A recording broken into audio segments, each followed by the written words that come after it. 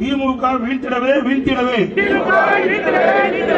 நேர்மை என்ற வாளெடுத்து வாய்மை என்ற வேலெடுத்து 3 தேர்தலிலும் தொடர் வெற்றி கண்டு கழகம் தொடர்ந்த வெற்றிக்கான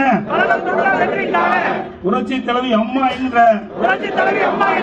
வீர மங்கையை நமக்கு தந்திட்டவர் ஆரி வள்ளல் பரங்கமலை சிங்கம் புரட்சி தலைவர் எம்ஜிஆர் அவர்கள் மண்ணை விட்டு மறைந்தாலும் நம் நெஞ்சை விட்டு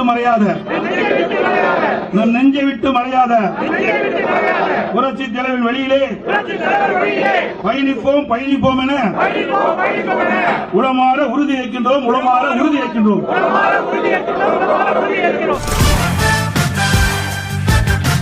உங்களில் ஒருவனான எடப்பாடி பழனிசாமி பேசுகிறேன்.